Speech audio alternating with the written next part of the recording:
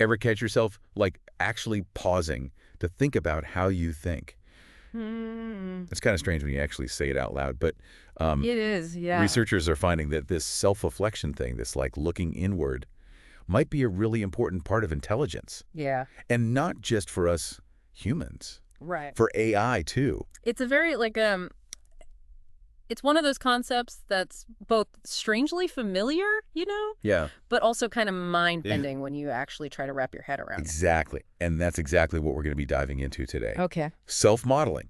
All right. We've got this super interesting research paper fresh out of the arXiv called Unexpected Benefits of Self-Modeling in Neural Systems. Fresh off the press. Basically, these researchers, they wanted to see what happens when you give AI the ability to, like, model itself, Hmm. to kind of keep tabs on its own internal activity Hmm. while it's, doing its AI thing, working on a task. So it's like giving an AI a diary and being like, all right, tell me about your day. How are you feeling? What's going on in that mechanical brain of yours? Yeah. And not even to make it better at its job, really, Right. just to see what happens. Like, how does this self-reflection change things? Okay, so let's try to, like, actually unpack this a little bit. Okay. Imagine an AI, and it's learning to classify images, right? Okay. It's looking at pictures of cats, dogs, birds, Yeah.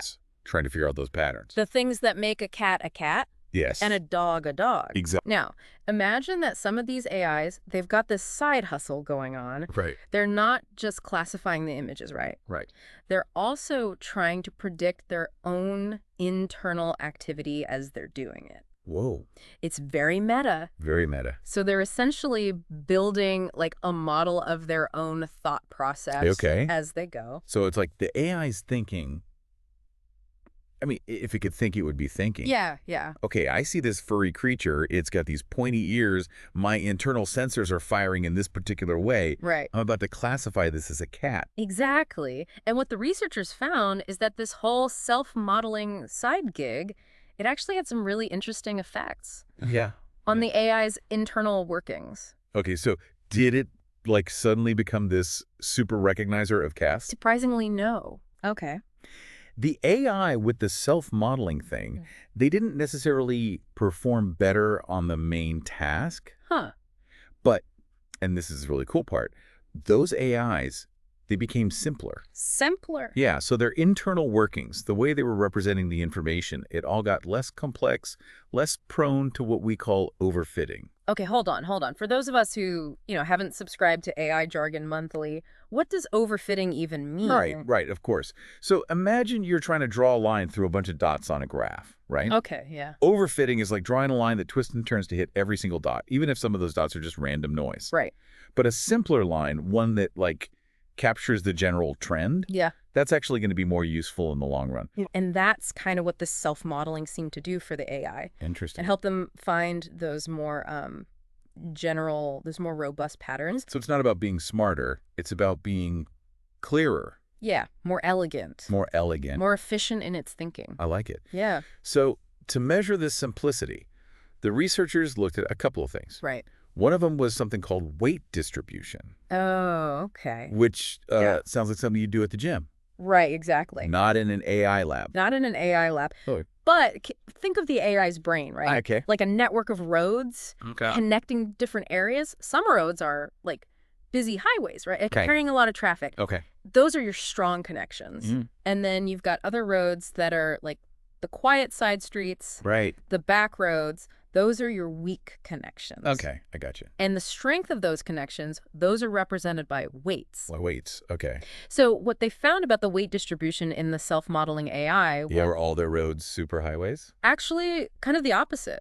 The self-modeling AI, they had more of their connection weights clustered around 0, What you mean? meaning they had more of those quiet side streets. Oh, interesting. Yeah. So less reliance on a few major highways, more of a, like, balanced traffic flow. Exactly. And this kind of, like, distributed less is more approach Yeah. can actually be a sign of efficiency. Makes sense. It suggests that the AI isn't just relying on, a few super strong pathways to make its decisions. Right. It's distributing the workload, so to speak. Interesting. So even in the world of AI, it seems like that well-balanced network is key.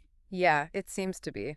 But weight distribution, that was just one piece of the puzzle, right? Yeah, The researchers also used another metric they did. to kind of measure this simplicity. Yes. And this one has, well, it has a little bit of a mouthful of a name. It does, yeah, a bit of a mouthful. RLCT, RLCT. or Real Log Canonical Threshold. Yes, you got it. Real log canonical threshold.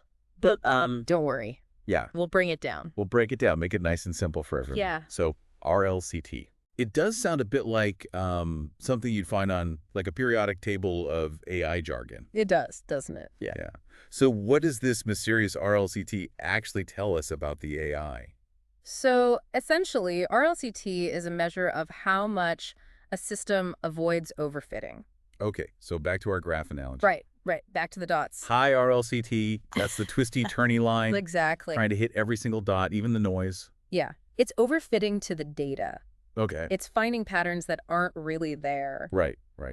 But a lower RLCT score? Yeah. That means it's better at drawing that smoother line, the one that captures the real deal, the general trend. Right. It's finding the actual underlying patterns. So low RLCT, good. Good. High RLCT, not so good. Not so much. Got it. And what did the self-modeling AI score on this RLCT test? So the self-modeling AIs, they consistently had lower RLCT scores. Interesting. Yeah. Meaning Meaning they were less prone to overfitting, right. better at finding those real-world, those generalizable patterns. Okay. They learned in a more efficient way, more elegant way. Elegant. I like that. It's like they were able to cut through the noise and get to the heart of the matter. I like it. So to sum it up here, the AI that learned to model itself also learned to be more efficient Yeah. and less prone to those errors, less prone to overfitting. Less prone to getting lost in the weeds. That's impressive. It is pretty cool. But, we're not just talking about making AI tidier here, right? Right. This research has some really interesting implications for us humans as well. Oh, absolutely. This whole thing about the AI becoming simpler with the self-modeling, it raises a really interesting question. Yeah. Could the same thing be true for us? You mean could learning to, model ourselves to really understand our own thought processes actually make us better thinkers? Exactly. I mean, think about it. Yeah. Us humans, we are complicated. We are messy. We're messy. We've got all these thoughts and emotions and biases, you name it, just swirling around up there. All the time. All the time. It's a lot. It is a lot. What if by learning to, actually observe those internal states, to make sense of them, we could actually become more efficient thinkers ourselves? So it's like we're taking a page out of the AI playbook. Yeah, exactly. And applying it to our own messy human minds. Right. But, it's not just about individual thinking, is it? No, it's not. This research, I think, also kind of hints at a possible link between self-modeling Yeah. and our ability to actually connect with others. That's a really good point. So, imagine a pride of lions, right? They're hunting together. Okay, yeah. For them to be successful, they need to anticipate each other's moves. Right. They need to coordinate seamlessly. They got to be on the same page. Or think about how close friends, they just seem to get each other. Yeah. It's like they have that unspoken connection Yeah. where they understand what the other one's thinking or feeling without even saying a word. It's like they've got their own internal models of each other or something. Right, exactly. Like they're running their own little simulations. Yeah, so you're saying that there might be a connection between self-awareness and our capacity for cooperation. I think so. Empathy. I think there's something to that, because if we're constantly trying to make sense of our own internal world, it makes sense that we might also get better at making sense of the internal worlds of others. Excellent. You know?